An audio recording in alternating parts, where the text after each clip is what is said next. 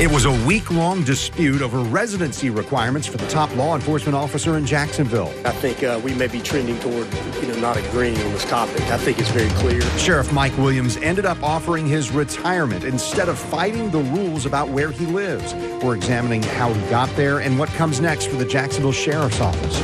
Plus, the opioid epidemic left a local man with great loss and the energy to fight for change. Mike Itani explains the path that had him standing with the governor as a new law was born. Those topics ahead on This Week in Jacksonville. Glad you're with us today. A tumultuous week for the city of Jacksonville, which will not see a final year of service from Sheriff Mike Williams. The term-limited sheriff in Duval County moved out of the county more than a year ago. He decided to retire effective this coming Friday rather than fight a ruling the Office of General Counsel would have published. News4Jax political analyst Rick Mullaney is joining us today. Rick, so much happened and changed all in a single week. This really very quickly changed things dramatically. Oh, it did. There's no doubt. And the dominoes have fallen because now that you have the retirement of the sheriff, the governor's going to be acting with an appointment of an acting sheriff. The city council will be meeting to set a special election. And of course, the 6 candidates that were running, this changes their time frame. A very significant development that is consequential on multiple fronts. We've talked this last week, especially about your experience as general counsel for the city of Jacksonville. So that Office of General Counsel was asked to give a binding legal opinion on this. That didn't get finalized, but we saw the draft opinion. What does that mean? Does it have any legal bearing, or does it have any influence on, hey, where Jacksonville goes from here on an issue like this, that residency requirement? Well, it was a draft opinion, and it's not formally a binding legal opinion, but I still think it's significant, and I think the General Counsel's office did a good job, and I think they got it right. And they resolved 2 particular issues in particular. One was the question about Jacksonville's charter and the residency requirement. Is it valid? And it's a resounding yes under the opinion. They tracked the legal history. When I was there at the General Counsel's office, we were a part of that history. We should be clear, Jacksonville's charter is significant. It's based in the Florida Constitution, and this residency requirement as part of Jacksonville's charter is valid and applicable, and it applied to the sheriff. And when he removed himself from Duval County, his residence, he was in violation of the charter. The second piece it got right is that upon you vacate the office when you remove your residency from the county. So in general, I thought it was well written, and I thought on the merits they got it right. Although it wasn't formally binding, I think it was significant, and it can provide guidance in the future. There were critics of the sheriff's move saying he shouldn't get paid for the last year plus, all of these sorts of things. That draft opinion, it didn't go there. It basically, from my view, said, okay, we're going to solve this by out of office on this date, the date of the ruling that would have come out, or that opinion that would have come out last Thursday. The formal opinion was fairly limited in scope, which is typical of binding legal opinions, and it addressed fundamental legal issues. And the fundamental legal issues that it addressed was, number one, the charter provision itself and whether it was in conflict with state law, which it found it was not, whether it was binding and applicable here in Duval County, which it found it was, and whether when you remove yourself from the county, you vacate the office, which you did. Those other issues, I think the General Counsel has addressed separately with respect to salary and those other issues. They can be addressed outside the opinion, but the opinion itself was fairly narrow. So as of our visit, we didn't know who the governor would appoint as interim sheriff here, but you talked with me about the amazing consistency that's happened since consolidation in the city of Jacksonville. We haven't had that many people hold that office of sheriff, have we? Ken, it really is remarkable. If you look back over the last half century, go back to consolidation in 1968, since that time to now, 54 years, we've only had 5 sheriffs. And I've had the great fortune of working with all of them. I just look young. You know, in the early 80s, when I was a young prosecutor, it was Dale Carson. And when I was later in my prosecution years, it was Jim McMillan. Following Jim McMillan, it was Nat Glover, who served for 2 terms, and then John Rutherford for 2 terms, and then Mike Williams for 2 terms. So 54 years, 5 sheriffs. We've had remarkable stability, and in my opinion, some very good sheriffs for the last half century. This is the most disruptive, really, ever for consolidated government. What we now have is a sheriff retiring. We have the governor appointing an active sheriff. We have a special election probably in August and November, and then you have another election next spring. In theory, within the next 12 months, we could have 4 different sheriffs. That's unlikely, but you will definitely have at least 2, and you could have 2 or 3. So as you enumerate that, that's Mike Williams and then whoever's appointed as interim. and whoever's elected in August or November. And then when we come to 2023 and we do it again. This has got to be tough for candidates. There's 6 candidates saying, I want to be the next sheriff of Jacksonville. If they're planning on next spring and then all of a sudden they've got to have a vote taken for or against them, and here are the 6 candidates, by the way, in August, that really changes things, right? Kent, it changes it dramatically. And as you might expect, it works to the advantage of those who've done the best fundraising, those who have the best name recognition, those who've built the biggest organizations, because now it goes to a sprint. You were looking at an election that was over 9.5 months away. Now you're looking at one that's potentially just over 2 months away. So those candidates that are better positioned in terms of money, name recognition, and organization will benefit from this, but it changes the playing field dramatically, and the appointment could also have an impact on the playing field depending on who the governor appoints. We had talked to you about this previous week. I don't know that your opinion has changed, but I'll ask for the benefit of our viewers right now. Should the governor appoint someone who was on that list of 6 that I just showed you? Could a current candidate for sheriff be appointed the interim? Wouldn't that be an unfair advantage for one of those candidates? Well, you know, Kent, there's a couple different schools of thought. There are a number of people who will be advocating that the governor appoint someone who's not considering running, but the governor also may want to appoint someone with deep experience from the department or one of those 6, and there certainly is a leading Republican candidate, T.K. Waters, in that group. So there will be some people who will be advocating for him. There'll be others for wanting a different appointment. I'll say this, if you get the appointment and if you're running, overall, that is a big advantage in terms of your name identification, in terms of you're the incumbent, the ability to use the bully pulpit, but it's a two-edged sword because you're also responsible for the department. If something goes wrong, that's your challenge. So if you are one of the candidates who's running, and if you become the acting sheriff, excuse me, that is potentially an advantage, although it does come with some risk. Well, and I don't want to spend too much time here, but doesn't it potentially hurt public safety or the sheriff's office and how it works that a sheriff might be elected in August or November and then have to run immediately, like a full year cycle of that sheriff being split there because you're also campaigning? Well, you know, Kent, as we just talked about, we've had remarkable continuity and remarkable stability for more than half a century. And this is the most disruptive in the sheriff's office it's ever been. And it's not just the elections, you're going to get an acting sheriff, most likely someone who has not been sheriff before. And then they're going to run in a special, or they might run in the special election. That hasn't been determined yet. So you have the special election, and then that person has to turn around and run again. Having said that, typically what happens, you get your leadership team in place, they understand how that works. It shouldn't really jeopardize public safety, but it is disruptive to leadership and management, the current circumstance we're in. And over the next 12 months, you're going to see a lot of change in the Jacksonville Sheriff's Office. So, Director of the Public Policy Institute at Jacksonville University, broad policy kind of question here. Why isn't there a residency requirement across the state of Florida in every community? If you're elected to represent constituents, shouldn't you live where those constituents are? Well, you know, Kent, from a public policy, and this is a public policy question, generally speaking, for elected officials, that is the case most often, except when it comes to sheriff. Sheriff is one of those few examples where in most counties there is not such a residency requirement. But if you look at constitutional officers in general, if you look at elected officials, there is a residency requirement. There's a limited residency requirement for those who are appointed, and typically no residency requirement for non-appointed employees. And the notion is fairly straightforward, and that is, as you were saying, if you're going to represent that district or that county or that area, you should live among the people that are electing you. That's the general rule of thumb, although there are some exceptions. You know, I think people are having some of those conversations this week, though. Hey, what if there was a requirement to do my job, I had to live in the city where my business was? And that's not the case for all of us, but elected officials, a little different. Rick Mulaney, appreciate your perspective and hearing some of your experience today. Thank you. Thank you, Ken. Well, stay with us. A new law coming to Florida with the help of a local man. Mike Atani shares his story about tragedy and pain and the opioid epidemic. That's next on This Week in Jacksonville.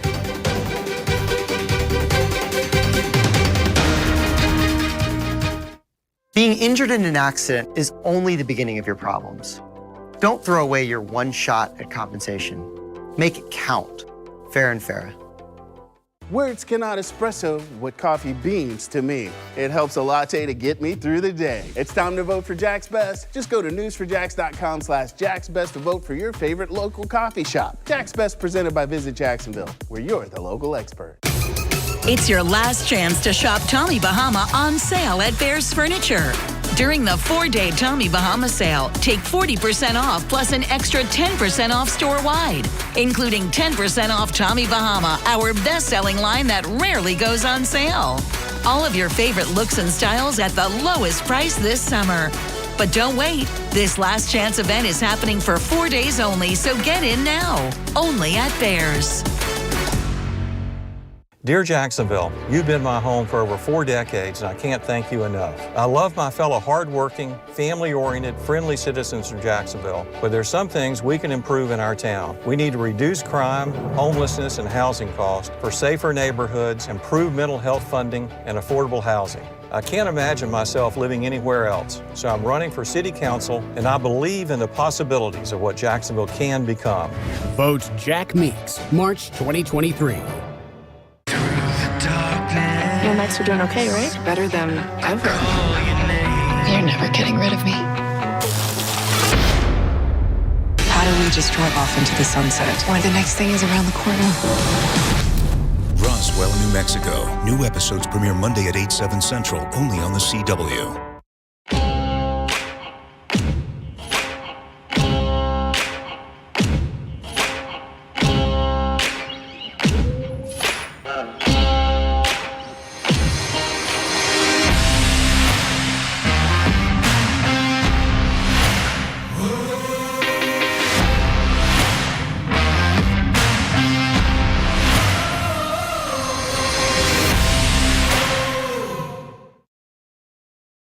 A short while ago, an injured worker left me a message that said, "You probably won't call me back, I'm just a nobody." Those words stunned me, and I called him right back. Nobody's a nobody, and no one deserves a better firm than you.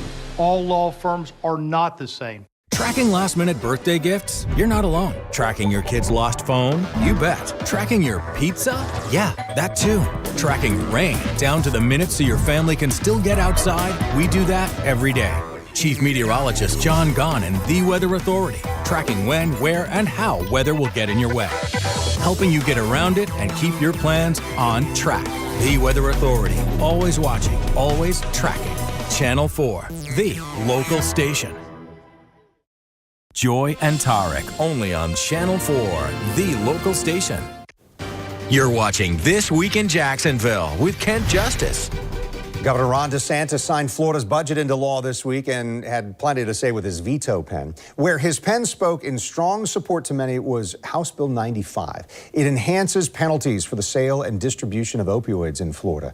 The governor signed the bill in Lakeland, and a Jacksonville man was there that day. Joining us right now, Mike Atani. Mike, appreciate you being with us. I saw at the news conference there in Lakeland, you were there. The governor said, "Hey, I'm signing this law."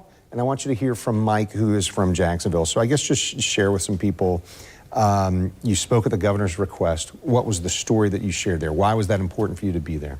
Well, I just wanted to get it out there and be there for my son and get the story out. And as where it might be a little bit too late, you know, obviously for my family, maybe it would help other families going forward in the future. And I wanted everybody to know too that you know, for the most part, when people think of or hear about people passing away from overdoses, or they think of, you know, like the movies Junkies behind dumpsters, you know, shooting up and things like that. When they're just everyday regular people like me and you, they just got unlucky that they made a choice, tried something, and it was laced with something else. So, Mike, let's go there. What was your son's name? You told me he was 23 and he died from an overdose. Not intentionally, right? Correct. His name was Cameron Atani. He was born and raised here in Jacksonville. You know, good kid, involved in sports, graduated from Sandalwood High School, had a lot of friends, just got his first apartment, moved out 3 months, and then after 3 months, it happened, so. We're showing some video here from last year, and there's your son, there's you holding this photo. This was a march that was happening, I believe it was end of August last year. What was going on there? It was called Daughter Shine. They organized a march for everyone, or people who had loved ones that passed away from addiction or overdose or fentanyl. And we did a a march around downtown at the Riverwalk there, and it was pretty nice. Bringing some awareness to that issue, right? So on that day, we covered that story. On that day, you called it excruciating to lose your son to a fentanyl overdose. How do you feel about the changes that have come out of this law that you were with the governor and he signed? I feel good about it. I have to credit my wife actually, because she saw in Texas where they did passed a similar bill, and so she actually sent a letter to the governor's office wondering why couldn't we do something like here, and kind of told them about our story a little bit. And then so about a couple months later, that's when the governor's office reached out to us and asked if we would come down and speak. But it's great because now I'm, like I said, it might not catch the person who sold the fentanyl to my son, but maybe it might get some ahead of time and make people think twice about committing these murders, because that's exactly what they are. They're not overdoses, they're murders. Yeah, so talk a little bit about that. That was so compelling hearing you speak at that news conference, that there's a distinction there. Somebody shouldn't just pay the price for their crime as selling when that selling leads to somebody's death. Right, absolutely, because in no way at all am I saying that my son has any, life's about choices, and he made a choice to do something, but I know he didn't make a choice to take something that had fentanyl in it. So I know that if he would have known there was fentanyl, obviously he wouldn't have, taken that. But yeah, hopefully, like I said, these people here that are out here basically murdering people, it makes no sense. I mean, they're basically killing off their customers just to make a buck, and they deserve the stiffest, hardest penalty. I mean, I have nothing good to say about any of them. So. We've got video from a couple weeks ago when you were with the governor in Lakeland there. Were you surprised when the governor's office invited you to speak there? He didn't say, hey, I'm in Jacksonville, come talk about this. He said, drive across the state and be with you there. Absolutely, I was surprised, and I was initially. I told him that I wasn't sure if I could make it because I had a job that day, and you got a business and I would run. Yeah. But then my wife was like, hey, why don't you get down there? This is important. This is something you can get it out there, get the word out there to everyone, and that way we could probably help someone else as well and stuff. So, and be supportive of the governor, putting that in, and that's what I did. So we made the quick drive for about a 15-minute news conference, and then came right back to Jacksonville right after that. So. I talked to you on that drive back because I'd seen you on that. I said, I need to connect with Mike. So, Mike, we've got a minute left. Okay. What would you say to somebody watching right now, whether that's a person who may already be trying some of those drugs that are out there, or a mom or dad, so they don't go through what you and your wife have gone through? Well, all I can say is that don't ever feel, as parents, don't ever feel like you're being maybe too much on your child about it, or too repetitive. You can never do enough. Stay on them, stay on them, stay on them, because you cannot be around them 24 hours a day. You can only hope they make the right choices as they get older when they're not around you. There's so much peer pressure out there, but the advice I can say is just stay on them and give as much education to them as you can. Mike, people in Florida are going to be indebted to you because you've taken a tragedy in your life and you tried to make something positive out of it. Thank you for your time today. Thanks Thank for you. I appreciate it. All right, last time, we spent our entire show talking about and discussing the violence in Texas. So, coming up, we're looking at a surprising story from the Sunshine State. A leader from Prevent Gun Violence Florida is with us when we come back on This Week in Jacksonville.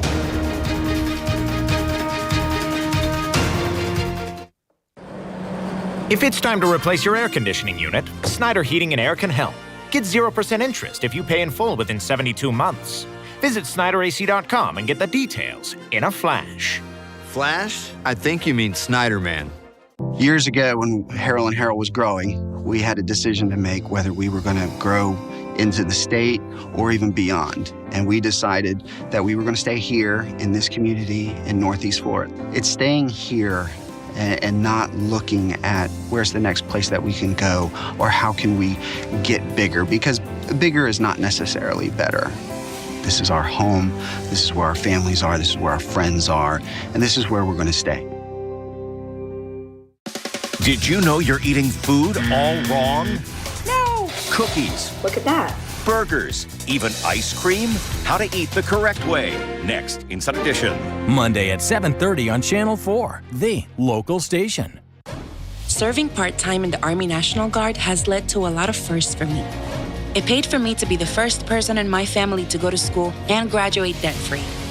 That education helped me get to the first day at my career, a job that I can still hold while I serve part-time. That job and the home loan benefits I got from my service helped me buy my first home. And I take pride knowing I will be the first to respond if my community ever needs me. To learn more, visit nationalguard.com.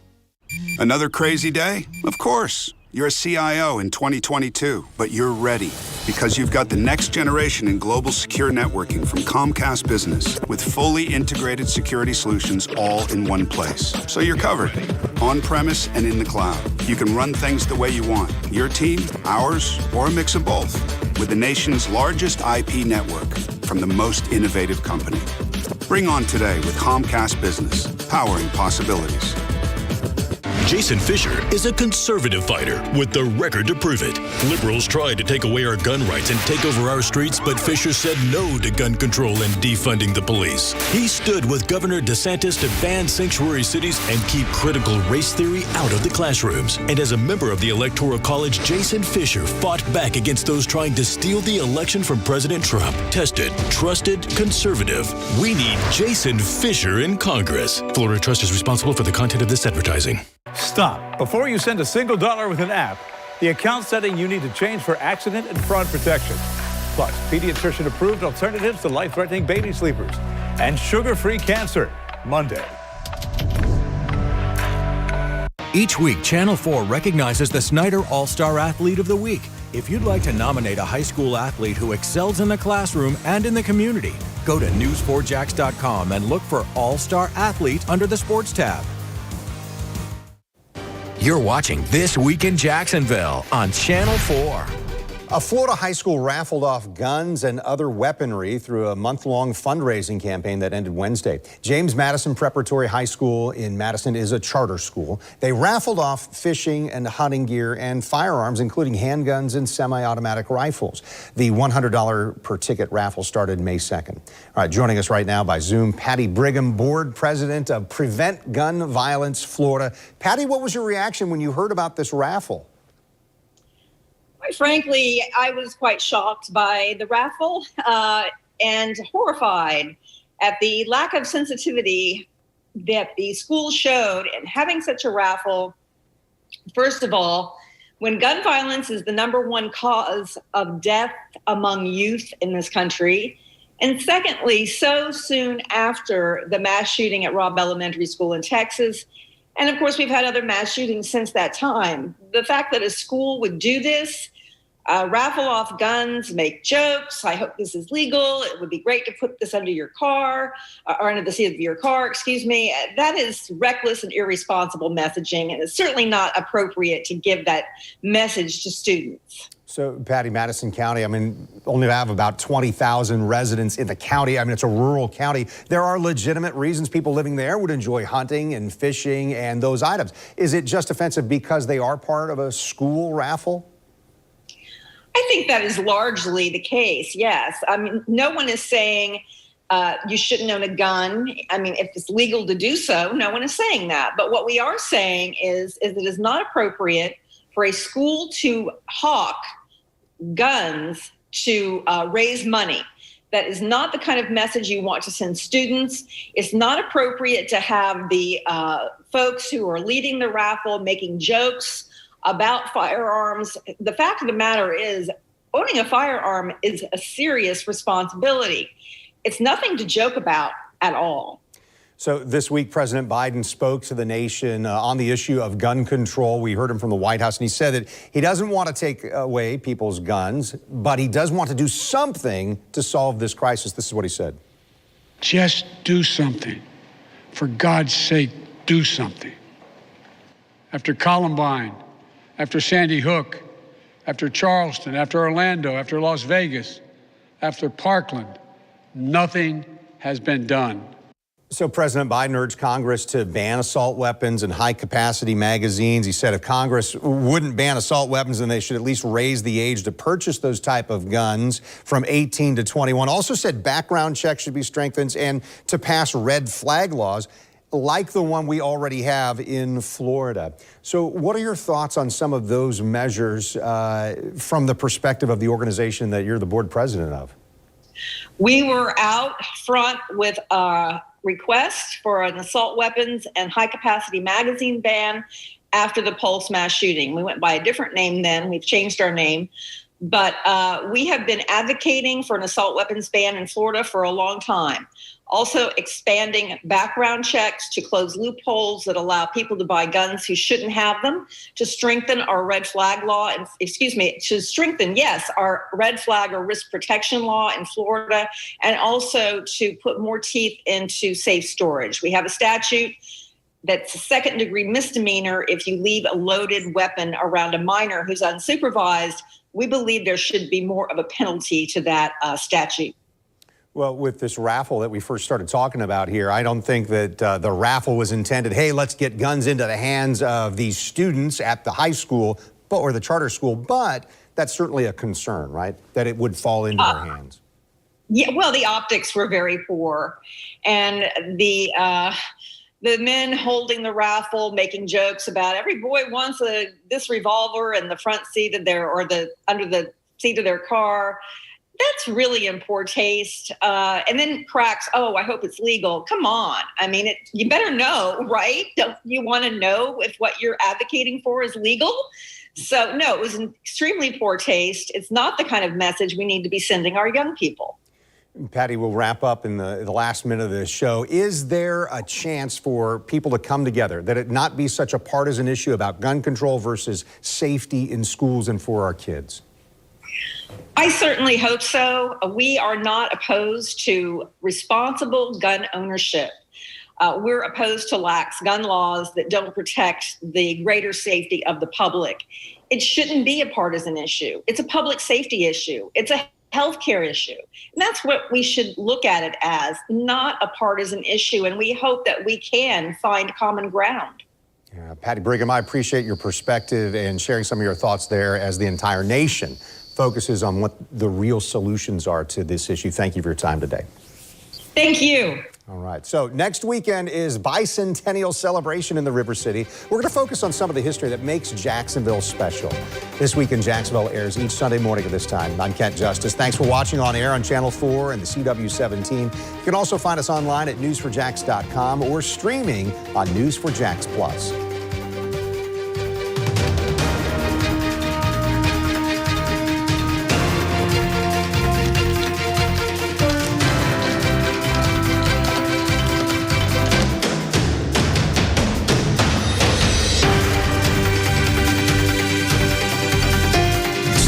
Every day, more people are choosing News4Jax, Northeast Florida and South Georgia's #1 source for local news.